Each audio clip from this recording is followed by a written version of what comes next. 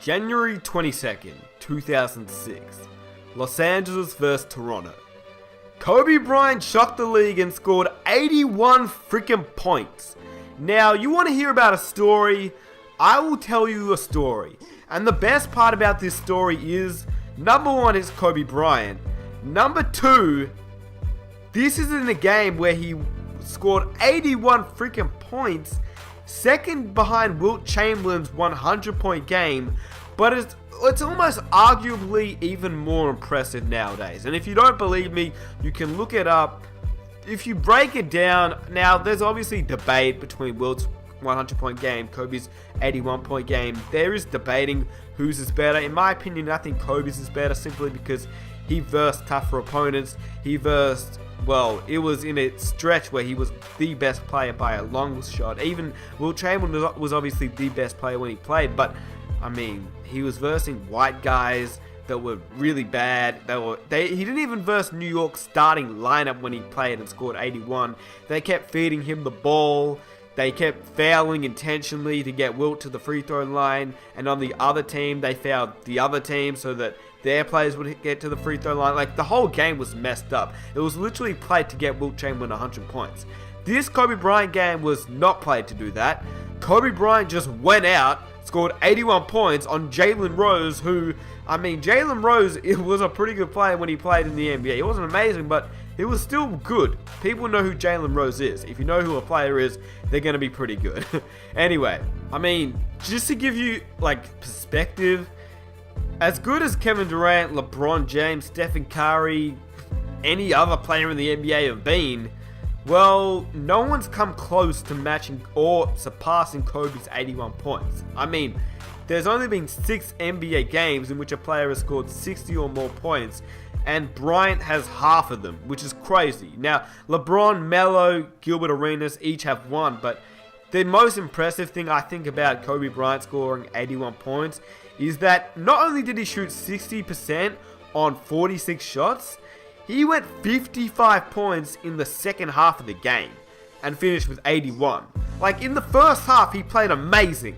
In the second half, he dropped 55, and they were down during the game. He brought them to win the game, which is awesome. So, I guess, look, to be honest with you, I didn't even want to start this video talking about Kobe Bryant and how great that 81-point game was. But if you want to talk about a story about Kobe Bryant and his 81-point performance, you kind of have to get into it.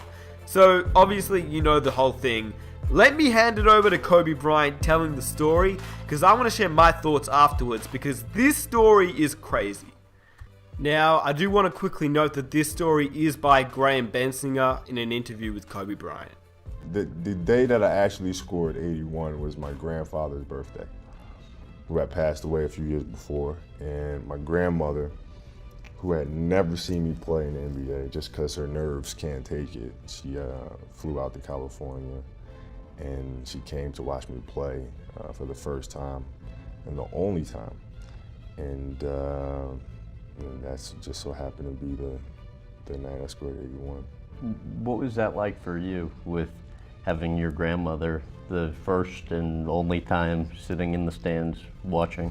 It was really special for me. I mean, my grandmother has always been there for me. We're out of the family, we're probably the most similar in personality. So it was really, really special. I mean, she was one of these grandmothers who, you know, I would play like 8 games a day in the summertime for different summer leagues and stuff like that. And she'd be like, boy, you need to slow down. You know, you're getting too tired, you're exhausted. You know, this is one of those grandmothers who's really caregiving, you know, and just a caretaker. So for her to be there at the Staples Center to watch me play at this ultimate level after seeing me play for so many years, you know, in high school and summer league was special.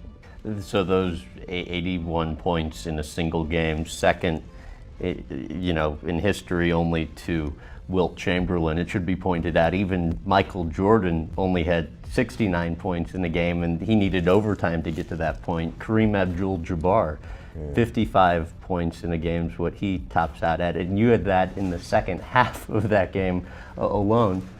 When you're in the zone like that, how do you know? Yeah, it's funny. It's a strange feeling because you know you're in the zone, but you can't afford to allow yourself to know you're in the zone, because once you do, then you lose it. You know, because being in that moment, it's all about being in that moment and not letting anything else enter into your mind emotionally or psychologically. And you just continue to go and go and go. And, you know, for me as a player, you know, when I get hot, I mean, I get blistering hot. And it's something that I just had to kind of keep going and not take my mind and focus, let my focus shift to something else. What's different about it, though? I mean, when you're in the zone like that relative to an average game? Oh, it's such a sense of calmness and focus. And it's almost a sense of desperation where nothing else matters. Nothing. Nobody talking to you, not a fan sitting over here, nothing is relevant. The only thing that's important is the moment that you're in. And it's tough to find that space on a consistent basis, but you know, I think that's what makes sports so compelling. I read somewhere after that game that you said it actually slowed down for you. Yeah. How so? Well, just because of the fact that, you know, I was so hot shooting the ball. Now I can pick and choose whatever I did out there on the floor. You know, so it was almost like the defense was at my mercy, and because of that, I could anticipate everything that was going on because I was dictating everything that was going on because I was so hot. And so it kind of gives that feeling that everything slows down. So that's the story. It's pretty crazy in my opinion. It does remind me of a lot of other stories I've heard of in you know, basketball, but not the NBA, because, you know, for me, it really reminds me of the story about Chris Paul. If you don't know the story about Chris Paul, I won't ruin it for you. If you would like me to make a video on it, I can, but you can also just search it up yourself. There's a lot of videos about the Chris Paul story, but honestly, if you want me to make a video on it, let me know. I don't really want to because I think it's already been, you know, sort of made before. But this Chris Paul story, just for a recap, he scored 61 points on the day that his grandfather passed away at the age of 61. So it's a pretty crazy story. It's not the same, but it's very similar. Now, Chris Paul scored 61 points, obviously, as a way of, you know, I guess, a tribute. Now, Kobe Bryant, it's a little bit different, but it's also in a crazy scenario because Kobe Bryant, I guess, you know, Chris Paul, it's obviously amazing since he's in, you know, high school scoring 61 points, but that's also it. He was in high school. Kobe Bryant was in the NBA. Obviously, it's a lot less emotional since Kobe, I mean, he obviously loved his grandfather, but it wasn't the day he passed away. It was just his birthday, and he sadly passed away, which is also, I guess it's sad. But the awesome part about this is for Kobe Bryant to actually have his grandmother there who never watched him play. As you guys heard in the story, his grandmother just never was there to watch him play in the NBA. She was always nervous, couldn't watch him play, and that's a pretty cool story in my opinion. This story right here, it's pretty awesome because Kobe Bryant, I mean, we all know, when you say Kobe Bryant, like literally the word Kobe Bryant, most people automatically jump to clutch, dunking ability, Froby, or 81-point game. There's obviously a lot of, I mean, you can name other things, championships, Lakers, any other word, but for Kobe Bryant, for me at least, 81 point, that kind of word right there, or two words, they come to mind when I think about Kobe Bryant. But obviously we know Kobe Bryant to score 81 points, but now hopefully you know the story which I guess kind of motivated him to really go after the 81-point performance, because obviously, yeah, like I said, 81 is an amazing achievement by any player, but for a guy who played for his grandfather whose birthday it was, for a guy that had his grandmother watching who hadn't watched him before, you knew he was going to put on a show, but did you think he was going to score 81 points? Now, the reason I made this video is because a lot of people know Kobe scored 81. They know who dominated this game. They know he was, you know, the main contributor to a team that was losing to actually win a game that they weren't meant to win.